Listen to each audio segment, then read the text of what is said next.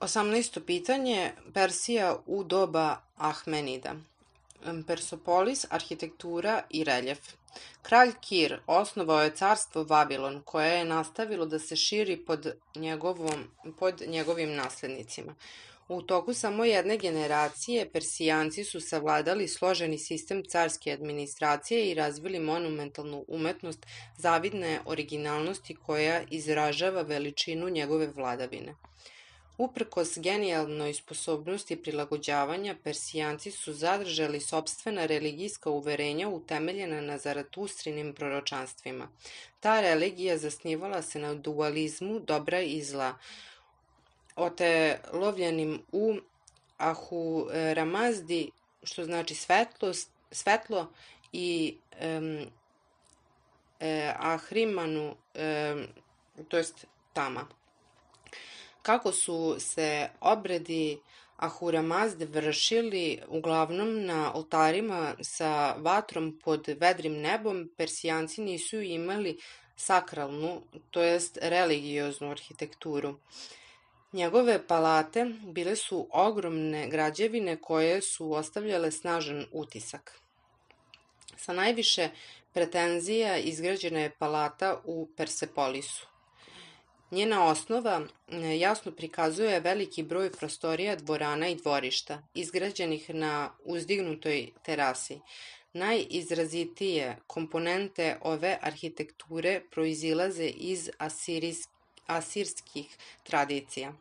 U Persepolisu su korišćeni stubovi jednakih dimenzija, a komponente ove arhitekture proizilaze iz U Persepolisu su korišćeni stubovi velikih dimenzija, a njihov veliki broj podsjeća na egipatsku arhitekturu, vidljivu i na stopi i na kapitelima, ali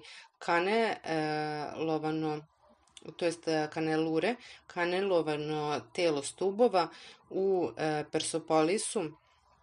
Persepolisu izvedeno je po uzoru na jonske stubove Grka iz Male Azije, koji su radili na Persijskom dvoru. Dvostruko stepenište koje vodi do dvorane za audijencije ukrašeno je dugim redovima svečanih figura u hodu izvedenih u plitkom reljefu.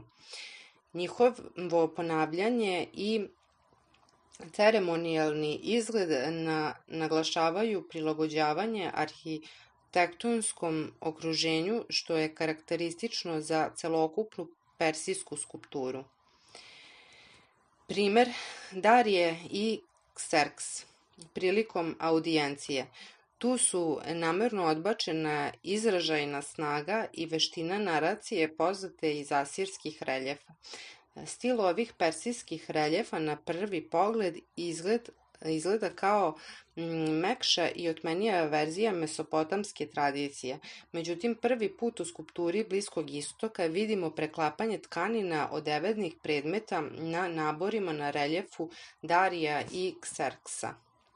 Takođe, detalji koje nas iznenađuje jeste način kako se ruke i ramena ovih figura probijaju kroz nabore haljina. Persijska umetnost pod Ahamenidima izvanredna je sinteza mnogih raznorodnih komponenata. Persijanci su ostali opsednuti dekorativnim efektima bez obzira na veličinu, što je nastavak njihove nomadske prošlosti koju nisu nikad sasvim napustili, za razliku od monumentalne arhitekture i skulpture. Tradicija pokretne umetnosti u Ahamenidskoj Persiji preživela je pod vlašću Grka i Rimljana, a onda je ponovo procvetala kada je Persija stekla nezavisnost.